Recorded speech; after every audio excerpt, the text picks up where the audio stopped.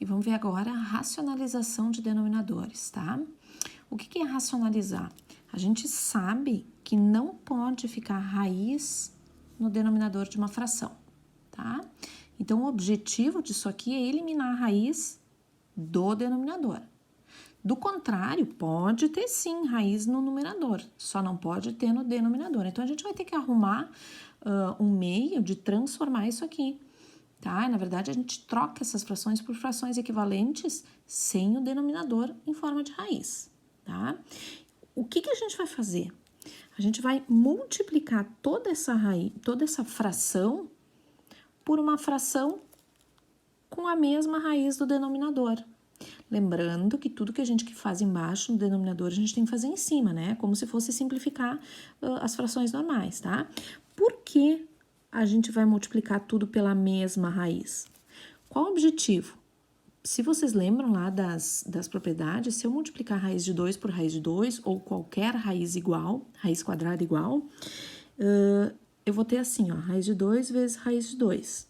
Isso aqui é a mesma coisa que raiz de 2 ao quadrado.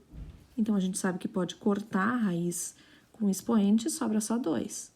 Ou ainda, raiz de 2 vezes raiz de 2 é raiz de 4. E raiz de 4 é 2. Então, a gente multiplica aqui pela mesma raiz para eliminar a raiz do denominador, tá?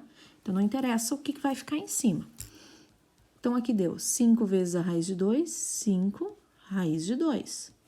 Raiz de 2 vezes raiz de 2, a gente já viu aqui que é 2. Pronto, terminou. Racionalizei esta fração aqui. Na verdade, eu troquei ela por uma fração equivalente com o mesmo, que não tenha denominador 2, tá?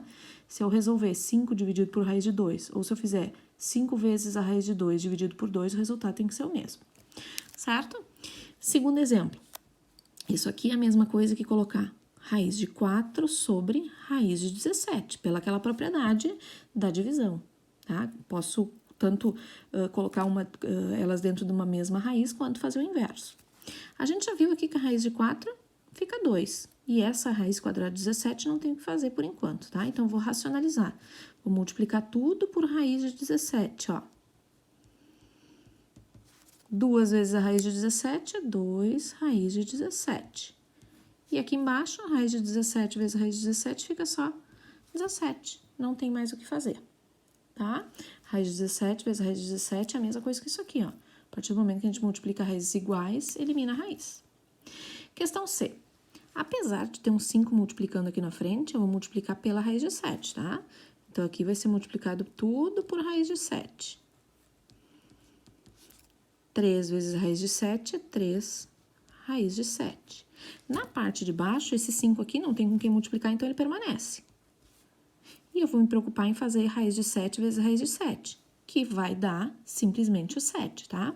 Como esse 5 tá multiplicando aqui, ele vai ficar multiplicando raiz de 7 vezes raiz de 7, que é 7. E isso aqui fica 3 raiz de 7 sobre 35. E aí, terminou. Não dá para simplificar. Se por acaso desse para simplificar esses números que estão de fora aqui, a gente podia simplificar também, tá? Questão D. Mesma coisa, coloco cada um dentro de uma mesma raiz, e aí a gente vai ver que não dá para simplificar as raízes, que nem nessa anterior aqui que eu consegui tirar a raiz, tá? Ela permanece dentro de... O 5 e o 11 permanecem dentro da raiz, mas eu vou ter que multiplicar tudo por raiz de 11. Lembra que o objetivo é eliminar o de baixo, mesmo que em cima eu tenha uma raiz, tá?